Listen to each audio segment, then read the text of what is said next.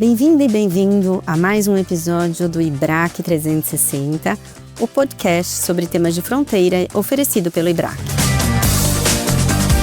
Neste programa, entrevistamos grandes especialistas a fim de tratar de questões controversas e tendências nas áreas de interesse do Instituto para ampliar os horizontes de nossos ouvintes. Caros ouvintes, dando continuidade aos episódios do programa IBRAC 360, o tema de hoje é a economia do antitruste na Europa. E nosso convidado é Luiz Sauri Romero, vice-economista-chefe da Direção-Geral da Concorrência da Comissão Europeia. Antes de ingressar na comissão, ele foi consultor econômico na Comissão de Concorrência do Reino Unido e trabalhou como consultor econômico para a empresa de consultoria Charles River Associates, em Londres. Luiz é doutor em economia pelo Instituto Universitário Europeu, mestre em economia pela London School of Economics and Political Science e bacharel em economia pela Universidade de Barcelona. Luiz, você é muito bem-vindo em nosso programa, obrigada por ter topado conversar conosco hoje. E a ideia dessa conversa é abordar o estado da arte do enforcement antitrust na Europa, do ponto de vista econômico. Então, Luiz, eu vou começar aqui com a nossa primeira pergunta de hoje. Eu queria que você contasse um pouco para a gente sobre o trabalho do economista-chefe e do seu vice dentro da Direção-Geral de Concorrência da Comissão Europeia e de que forma ocorre a sua interação com as equipes jurídicas da comissão.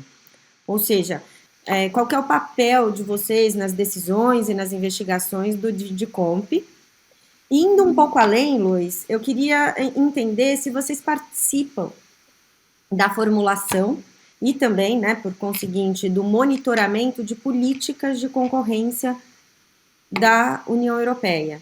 Então, Luiz, fique à vontade para trazer aqui para a gente essas informações e também exemplos práticos aí do papel decisivo do economista no âmbito da comissão. Com você. Muito obrigado, Flávia. Muito obrigado, foi um prazer estar aqui. Obrigado pela pergunta.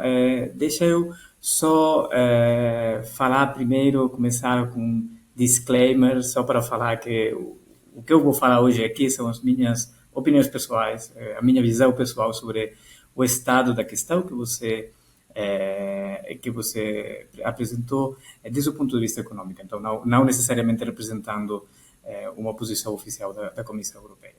Mas voltando para a pergunta que você formulou, que é uma pergunta que eu gosto muito de responder, porque, claro, já faz alguns anos que faço parte da equipe do economista-chefe, tive também o privilégio, durante os últimos 2 anos, de atuar como economista-chefe interino.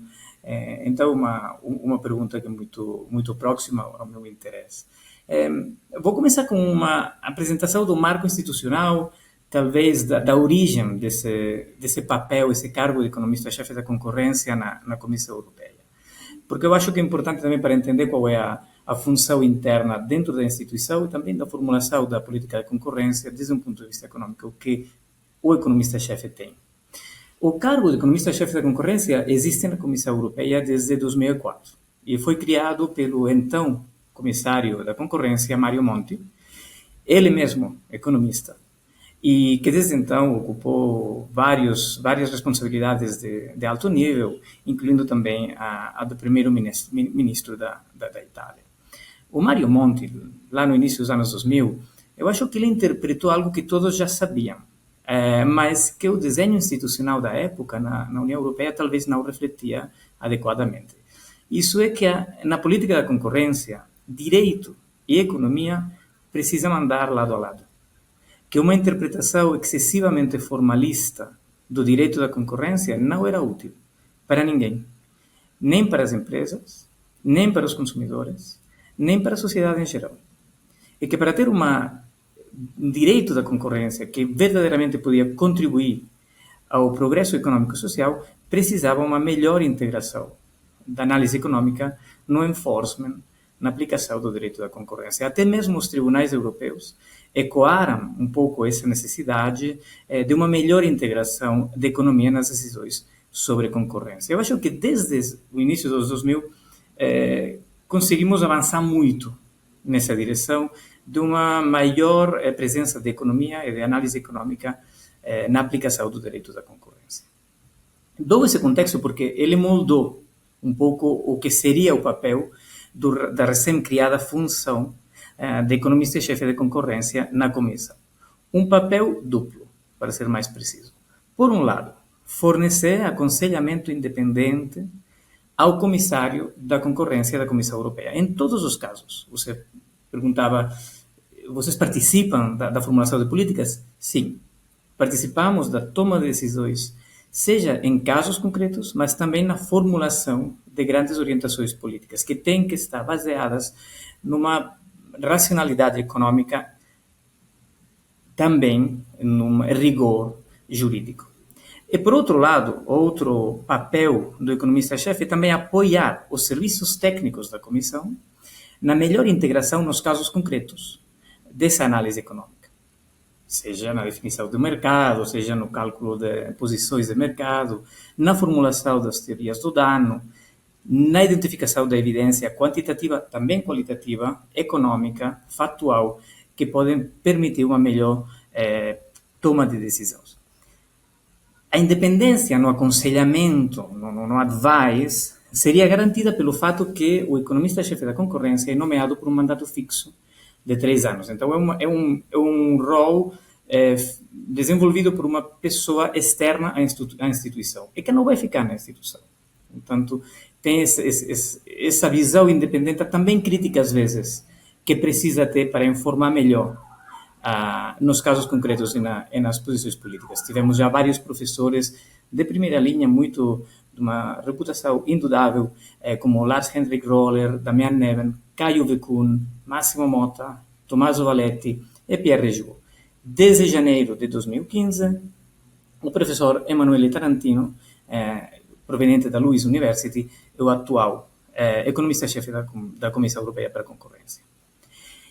Isso para o papel de advisor independente. Para o papel de apoio, é muito importante a equipe. Uma equipe de 30 economistas, a maioria com doutorado de Economia Industrial e Finanças, mas com formações cada vez mais diversas, também refletindo que as respostas que nós temos que dar a perguntas cada vez mais variadas, mais diversas, é também muito importante.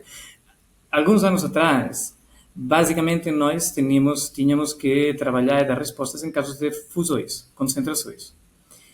Depois evoluímos também para participar nos casos mais de antitrust, de práticas anticompetitivas, já também em casos de o que nós chamamos controle de ajudas de Estado, que é também um controle do efeito concorrencial que as políticas industriais dos governos podem ter, e atualmente também temos que dar resposta a questões ambientais, questões de comércio internacional, questões de inovação tecnológica. Então, cada vez mais temos uma equipe mais diversa. Eu acho que isso também é uma evolução importante, não só da política de concorrência europeia, mas também da política de concorrência em outras jurisdições.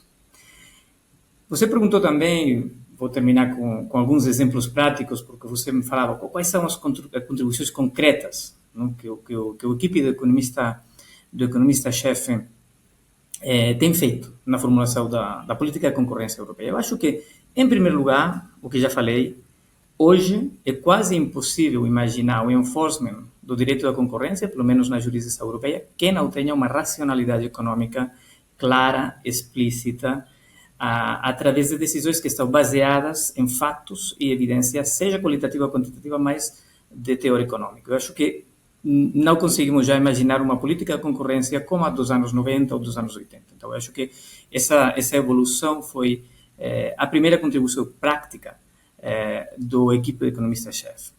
Mas, mais concretamente, por exemplo, no âmbito das fusões, eu acho que a nossa equipe teve um papel muito importante no desenvolvimento de novas teorias da inovação. Tem os trabalhos do Giulio Federico, do Tommaso Valetti, também do Massimo Motta e do Emanuele Tarantino, atual prévio economista-chefes, sobre precisamente a questão entre o efeito de concentrações sobre os incentivos ao investimento e à inovação. Acho que isso foi muito importante, permitindo-nos formular novas teorias do dano. Atualmente, esse tem evoluído através de diferentes decisões, da Dupont, mas também mais recentemente Booking e Travel e a não decisão, se você quer, porque não teve decisão, foi retirada a proposta de fusão, mas Adobe e Figma. Eu acho que também essa evolução para teorias de ecossistema, que também cada vez mais importante no setor digital.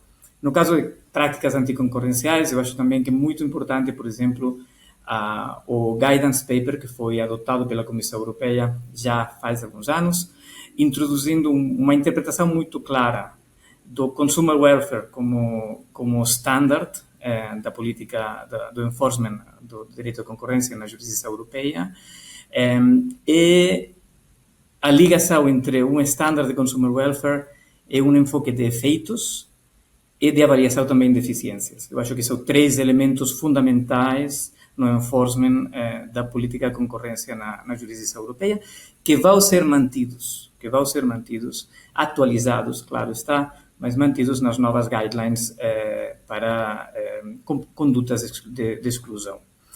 Finalmente, eu acho que também, desde o 2015, sobretudo, uma introdução no controle de ajudas de Estado, de políticas industriais, também de uma visão de concorrência, para garantir que as políticas industriais não só conseguem atingir os objetivos explícitos, mas também que fazem isso com um mínimo de distorções ao funcionamento eficiente do mercado. Eu acho que são alguns exemplos das contribuições, eu acho, onde a economia tem feito uma contribuição importante na evolução da política de concorrência europeia dos últimos anos.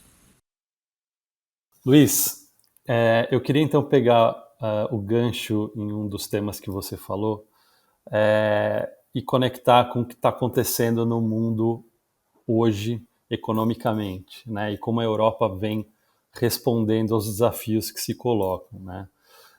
Nos últimos anos, a gente vem vivendo um contexto geoeconômico bastante desafiador, né? A gente tem, por um lado, o avanço industrial da China, as tarifas norte-americanas, guerra na Ucrânia e o recente relatório Draghi sobre a competitividade europeia, fazendo um amplo diagnóstico.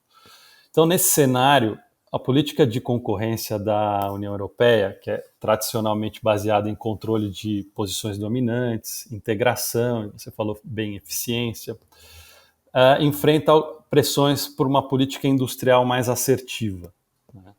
Então, na sua visão, a Europa está conseguindo equilibrar esses objetivos? Ou você vê um risco de contradição entre promover a concorrência e proteger a indústria europeia?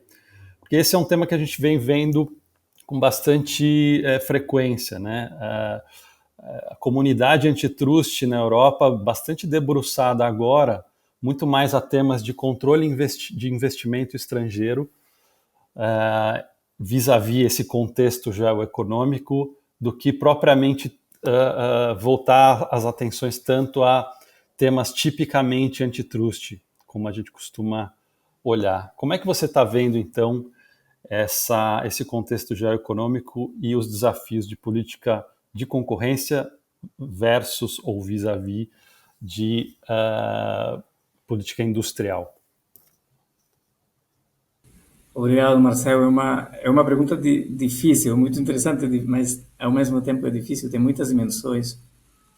Eu acho que, sem dúvida, estamos num momento de transição, de mudanças nas prioridades de política pública e também de adaptação dos instrumentos de política pública. Se você pensa nas últimas décadas, por várias décadas, a prioridade da União Europeia foi a criação de um mercado único na União Europeia, capaz de promover progresso econômico e social, mas pensando na União Europeia como um todo.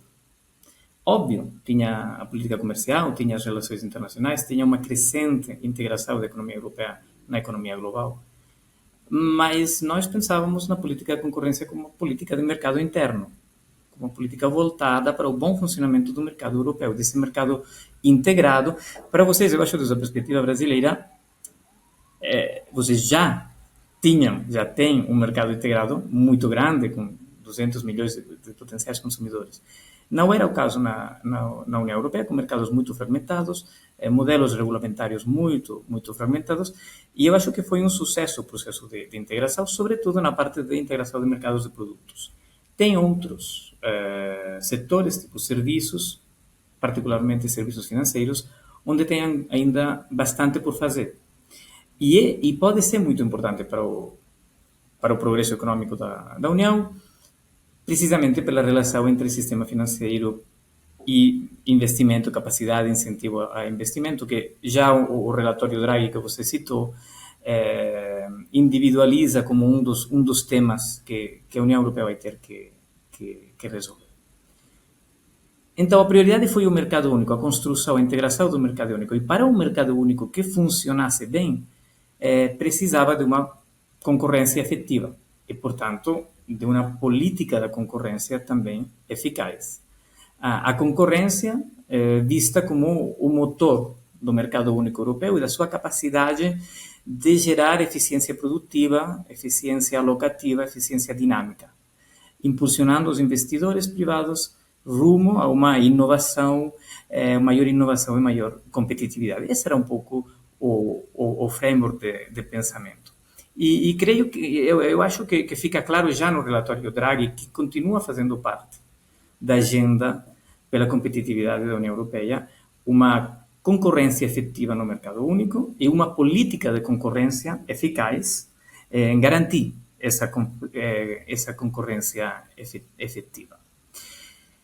Ao mesmo tempo, eu acho que também é uma parte que tem que ser reconhecida, porque às vezes os especialistas em concorrência tendemos a esquecer essa parte aí. Os mercados, mesmo os mercados razoavelmente competitivos, não sempre são capazes por si mesmos de produzir outcomes eficientes. Têm falhadas de mercado, sobretudo na presença de bens públicos, na presença de externalidades, na presença de excesso de poder de mercado. Os mercados por si mesmos não vão gerar eficiências. A política de concorrência é adequada, é desenhada precisamente para resolver a questão do poder de mercado, mas não é adequada, não está pensada para resolver questões de bens públicos, não está pensada para resolver questões de externalidades. E algumas das prioridades que temos hoje, seja inovação, seja sustentabilidade, também, se você quiser, segurança de suministro, resiliência, tem características de externalidade, tem características de bens públicos. Não vai ser só política de concorrência que vai nos levar a soluções adequadas. Vamos precisar de outras políticas públicas, outras intervenções no mercado, e podemos chamar elas de política industrial, se quisermos. Na medida que resolvem problemas de eficiência relacionados com bens públicos e externalidades, eu acho, na verdade, que estão muito alinhadas com a política de concorrência. Política de concorrência como política de promoção da eficiência e do bom funcionamento dos mercados, as políticas industriais focadas em resolver falhadas de mercado também como políticas públicas de eficiência e de bom funcionamento do mercado. Não vejo, portanto, uma oposição entre política de concorrência e política industrial. Se trataria quase de uma falsa dicotomia, eu acho, desde que ambas estejam orientadas, como falei, para o funcionamento eficiente dos mercados ao serviço do progresso econômico e social. Nessa perspectiva, eu acho que não tem verdadeiramente um trade-off em geral, o que não quer dizer que não tenha situações concretas em que pode ter um certo trade-off entre uma intervenção orientada a resolver um problema concreto de inovação e uma questão de poder de mercado. Pode ser que a política de inovação seja favorável a quem mais capacidades inovativas tem, e poderia ser que essas capacidades inovativas estejam já em atores de mercado com algum poder de mercado. Aí você teria uma situação onde as políticas de inovação poderiam reforçar políticas de poder de mercado, as situações de poder de mercado. Vai ter possivelmente alguns trade-offs. Precisamos da análise econômica para resolver, ou pelo menos para explicitar esses trade-offs. E depois tomar as decisões, legitimamente, políticas que tenham que ser tomadas. Porque também eu acho que é importante falar que o rol da economia talvez é orientar, é fundamentar as decisões, não se substituir ao decision maker que tenha legitimidade política e democrática para tomar decisões, sobretudo quando tem juízos de valor a ser feitos. Dito isso, eu acho que estamos numa situação onde, por um lado, já passou o tempo em que a política industrial, a política da concorrência era uma política formalista, que queria ditar estruturas de mercado, que queria ditar com regras muito simples, per se, o que podia ser feito, o que não. Introduzimos economia, introduzimos análise econômica, temos a capacidade de ver quais são as condutas, em que contextos essas condutas têm efeitos positivos e negativos. Do mesmo jeito, eu acho que também já passou o tempo da política industrial protecionista, da política industrial voltada só à proteção de atores locais ineficientes. Eu acho que já aprendimos nas últimas décadas, com políticas não muito de sucesso de substituição de importações, em muitas jurisdições, eu acho também na América Latina, que certas políticas não funcionam, são políticas industriais que não funcionam. Mas temos também um debate econômico sobre as políticas industriais que podem funcionar. E estou pensando nos trabalhos do Daniel Rodrik, estou pensando também, por exemplo, as políticas industriais pró-competitivas ou pró-concorrenciais do Philippe Aghion, que mesmo esta semana foi merecedor do Prêmio Nobel de Economia. Então, eu acho que vai depender muito de como é que nós vamos a desenhar essas políticas industriais. Eu acho que isso também é válido não só para a União Europeia, mas para qualquer jurisdição que enfrenta retos comuns, porque o reto de sustentabilidade ambiental é um reto comum no nível global, o reto da inovação também é comum na cena global. Dito isso, eu finalizo com uma reflexão. Há riscos, porque também não quero ser interpretado como negando que tem alguns riscos associados às políticas industriais. As políticas industriais podem ser capturadas por interesses privados, podem ser usadas com fins, como falava, protecionistas, de jogo de suma zero, que eu acho que não é representativo da realidade em que vivemos, podem gerar perdas de eficiência de longo prazo e podem ter impactos distributivos regressivos numa economia que é já muito desigual.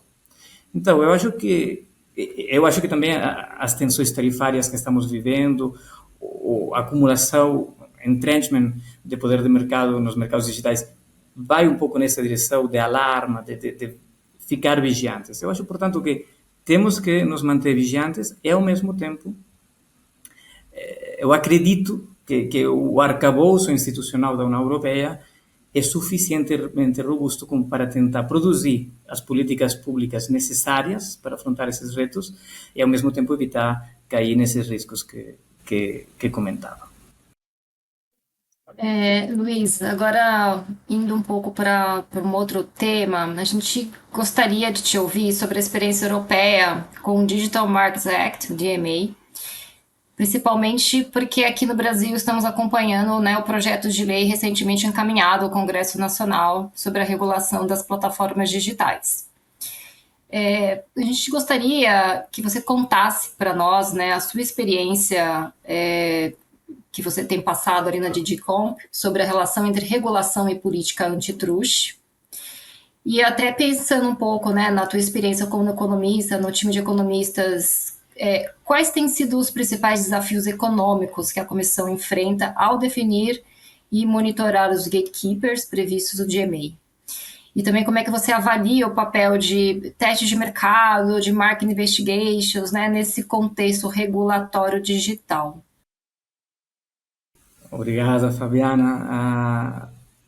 Efetivamente, eu já estava me referindo na pergunta anterior, precisamente, ao entrenchment de poder de mercado nos setores digitais. Eu acho que aí esse é um dos retos maiores que estamos afrontando.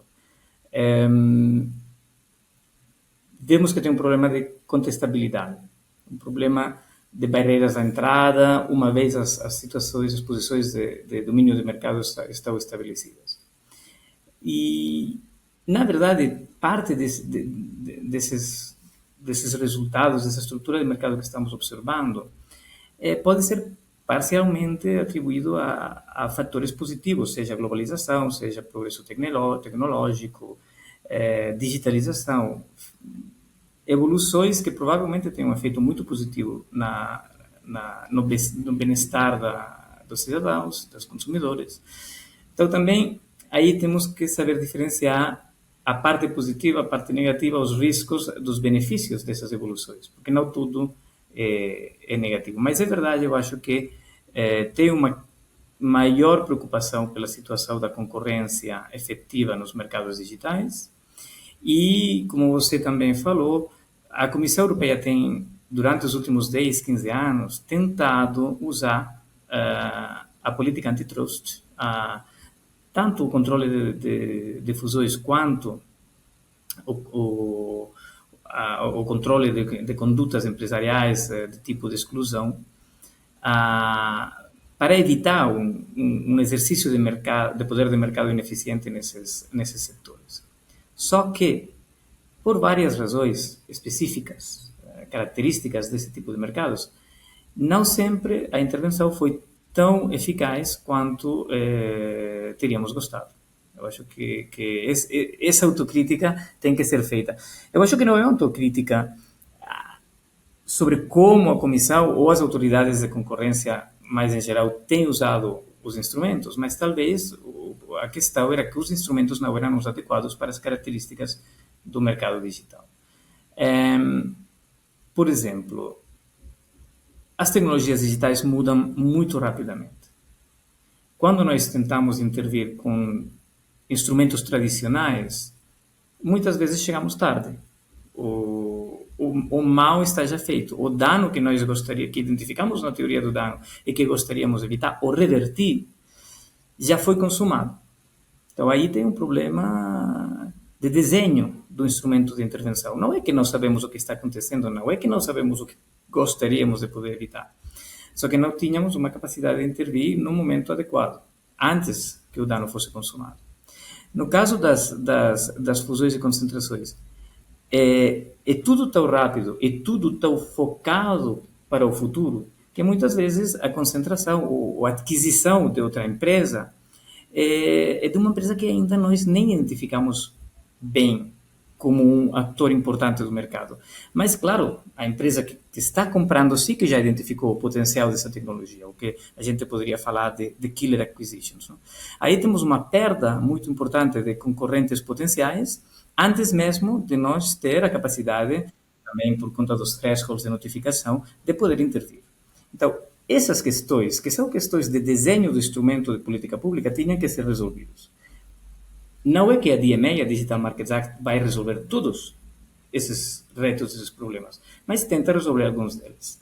Em particular, complementando, que não substituindo, mas complementando a política antitrust com uma capacidade de intervenção ex ante, continuada, com monitoramento do mercado, em diálogo regulatório constante com essas empresas digitais que trazem muito valor ao mercado, mas também estão numa situação de grande poder de mercado e têm uma certa capacidade de usar esse poder de mercado de modo abusivo, ineficiente.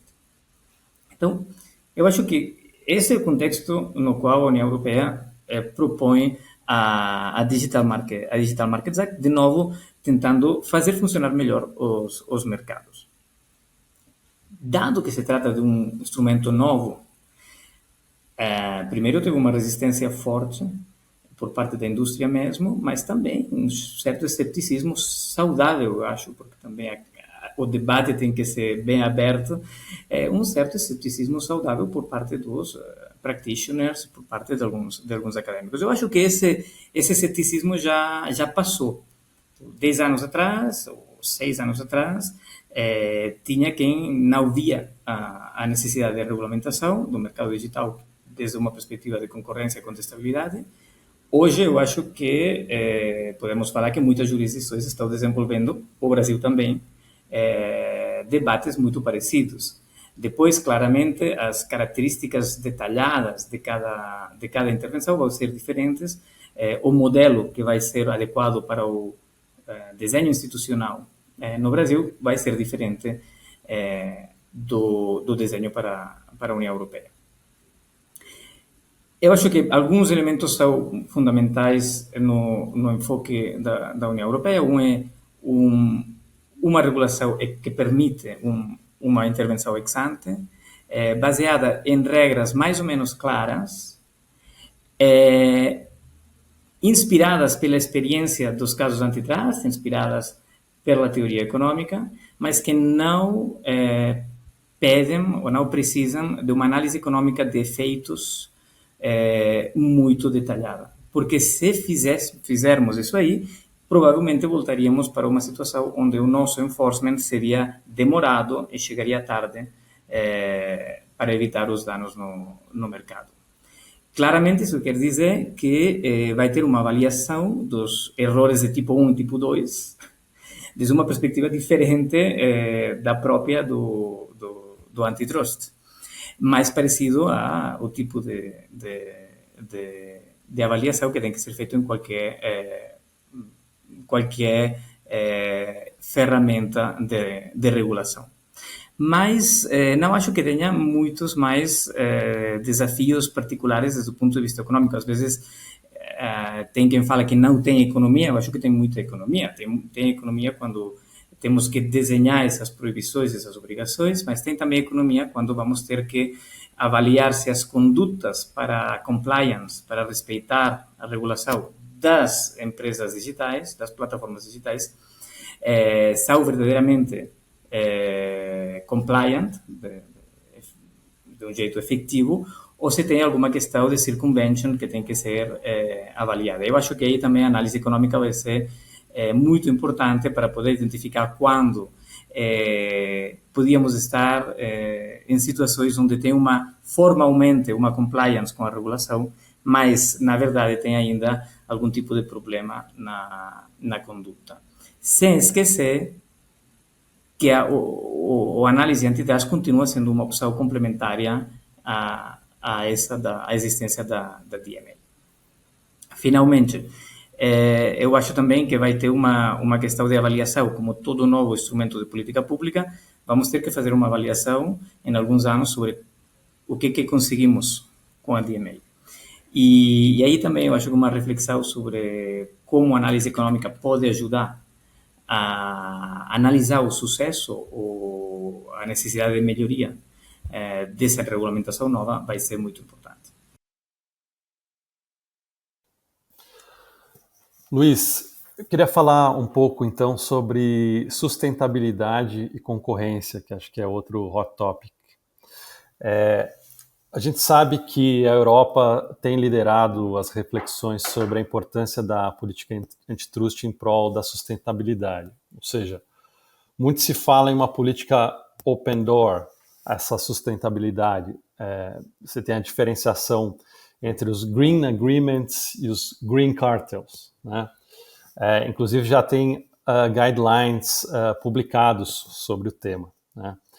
No Brasil, a gente nota que o CADE, né, a nossa autoridade antitrust, vem adotando uma posição mais conservadora com relação a esse tema, sem propor alguma mudança na análise tradicional de mercado. Embora debates recentes venham surgindo, né? Então eu queria te perguntar como você vê o papel do antitrust na questão da transição verde, né? Acho que é um tema caro aí para a Europa. Você podia trazer algum exemplo para ilustrar como tem sido o posicionamento e critérios de análise da Digicomp sobre acordos cooperativos envolvendo sustentabilidade? E, por fim, complementando aqui, o acordo Mercosul-União Europeia, que foi recentemente validado pela Comissão, contém cláusulas de sustentabilidade e cooperação. O que isso pode influenciar na política antitrust dos países relacionados da visão europeia? Obrigado, Marcelo.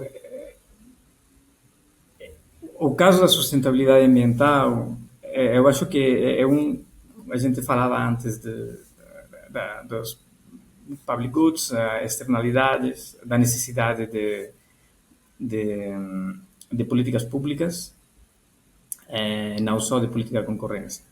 E do fato que a política de concorrência não é necessariamente desenhada para resolver esse tipo de problemas. Então, eu acho que esse tem que ser sempre o ponto, eu acho, de partida. Então, se nós quisermos transformar a política de concorrência em política ambiental, provavelmente não conseguiríamos, porque os instrumentos de política de concorrência não são os adequados para resolver as questões ambientais.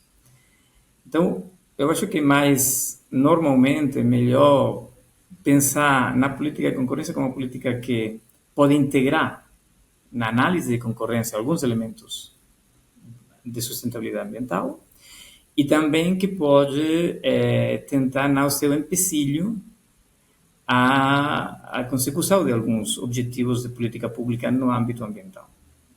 E um pouco nesse enfoque que eu vou tentar dar uma resposta. Eu acho que todas as jurisdições, de um jeito ou do outro, estão tentando integrar melhor questões de sustentabilidade ambiental nas decisões de política concorrencial, provavelmente também no Brasil, só que o equilíbrio em cada caso é muito específico dos fatos e da evidência disponível no caso concreto, então não tem como falar uma jurisdição está sendo mais criativa que a outra. Eu acho que é difícil, eu acho que todas estamos confrontando casos difíceis.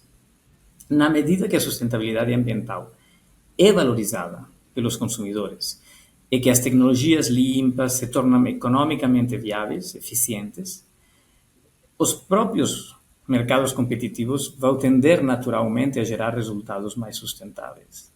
Então, e disso há boas evidências do fato que concorrência e sustentabilidade ambiental muitas vezes reforçam uma outra. O artículo do Troiden do ano passado oferece uma boa perspectiva, seja da parte mais teórica, mas também dos resultados empíricos que demonstram como concorrência efetiva nos mercados e a adoção de tecnologias limpas e melhoria em sustentabilidade ambiental normalmente estão positivamente correlacionadas.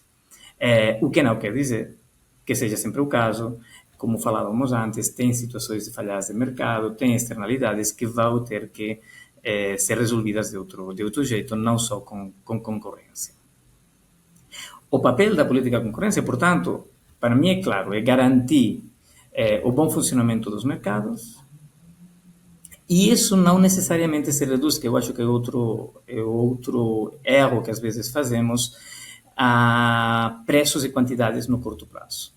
Eu acho que temos capacidade de integrar na noção de consumer welfare elementos dinâmicos, elementos de inovação e também elementos fora do mercado, elementos de externalidade. Eu acho que também essa é uma discussão que vamos ter que começar a ter de um jeito mais sério, como é que integramos elementos de sustentabilidade ambiental que têm um efeito positivo no consumer welfare, mas que são difíceis de quantificar, ou que talvez não estão dentro do mercado relevante antitrust que temos definido para o caso, e o que vamos fazer nessas situações?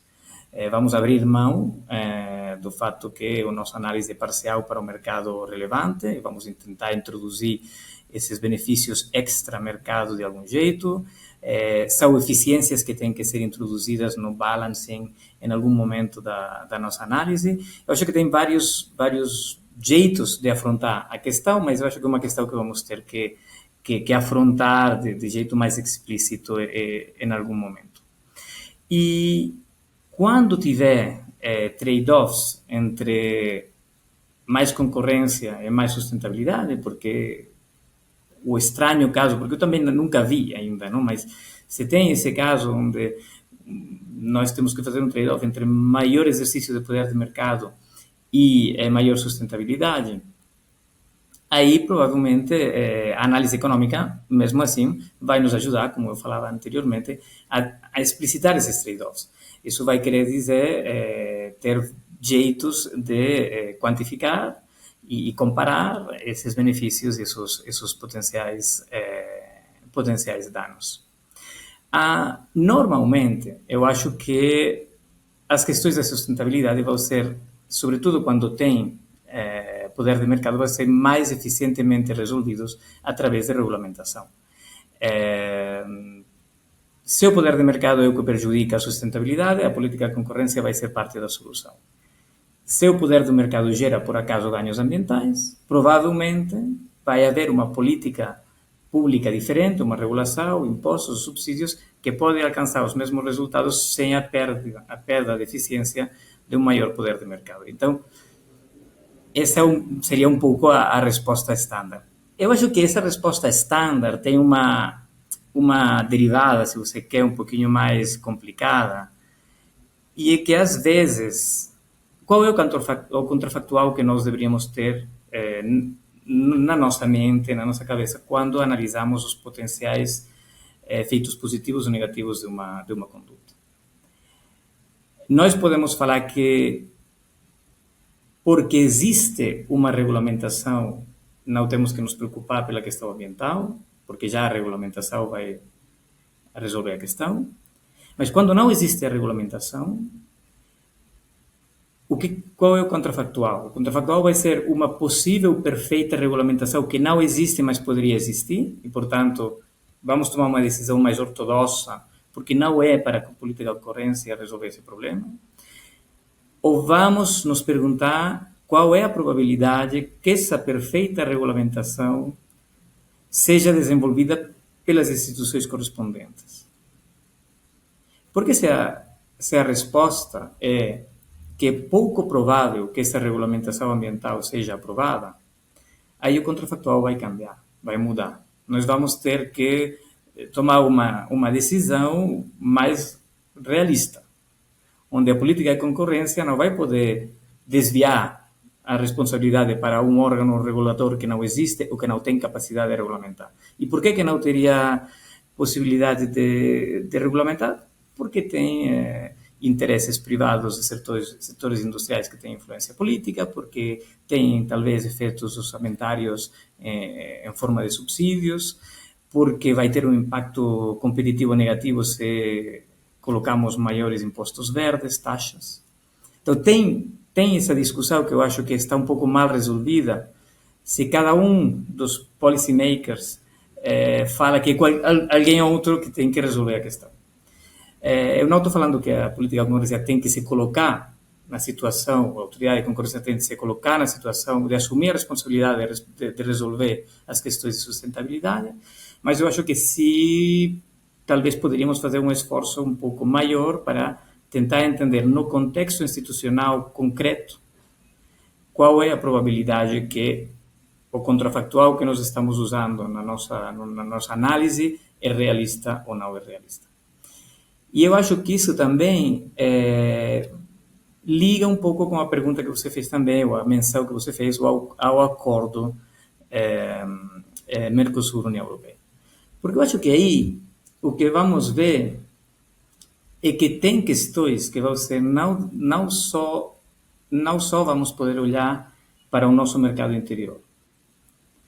Os estándares de regulamentação vão ser, talvez não sejam brasileiros, mas talvez sejam americanos, talvez não sejam europeus, mas talvez vai ter muitas jurisdições regulamentando em questões ambientais, com efeitos entre países, e esses frameworks de regulação vão ter um impacto em como nós podemos analisar a conduta das empresas e os possíveis resultados de mercado. Então, eu acho que aí começamos a ver uma interdependência muito maior, tanto do lado da regulamentação ambiental, quanto do lado das decisões de concorrência, que tem um efeito que vai mais para lá das fronteiras nacionais e que, portanto, precisa uma melhor coordenação. Eu acho que vamos nessa direção, de uma maior coordenação, tanto dos instrumentos básicos e os jeitos de analisar as questões de concorrência, mas também as questões ambientais. E a COP30, que vai ter lugar agora, eu acho, em Belém, é um exemplo disso. Luiz, chegando aqui para o nosso final do podcast, né? Diante de tudo que você já comentou aqui conosco, de uma forma um pouco resumida, o que seriam as principais tendências e desafios que você avalia aí para a política da concorrência na União Europeia? E você tem algum tema específico, algum setor específico que eventualmente te preocupa um pouco mais aí nesse contexto bem variado do que a gente discutiu hoje? Eu acho que a gente já tocou quase em todos eles, né? A questão digital é uma questão que eu acho que é importante, em primeiro lugar, porque tem uma inovação do ponto de vista do instrumento público que nós estamos usando. E pela primeira vez estamos tendo um enfoque diferente do que o Standard de Competition Policy, Competition Law. E eu acho que é importante que seja um sucesso. Eu acho que era necessário, mas não é bastante fazer o que é necessário, tem que funcionar. Então, achar o jeito de realmente fazer uma implementação efetiva de sucesso da DMA vai ser muito importante. Por outro lado, eu acho que a tendência a incorporar outros objetivos de política pública de um jeito mais explícito nas nossas decisões de política de concorrência é inevitável. É inevitável porque tem uma demanda, se você quer, política, para que assim seja, mas eu acho também porque é o certo. Porque não tem nenhuma política pública que seja completamente autônoma e desligada do resto de políticas públicas. Tem interações.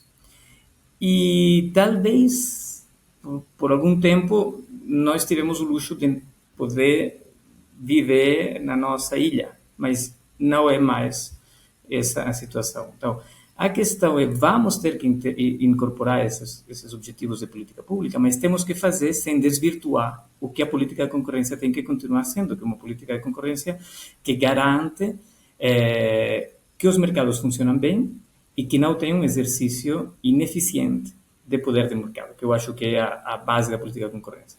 Então, é incorporar de um jeito transparente, racional, economicamente sound, esses outros objetivos de política pública, mas mantendo o que a política da concorrência tem que ser. Política de concorrência não é política ambiental, política de concorrência não é política social, mas não pode ignorar os efeitos ambientais, os efeitos sociais das decisões que toma. Eu acho que esses são, para mim, os dois elementos básicos dos retos que afrontamos.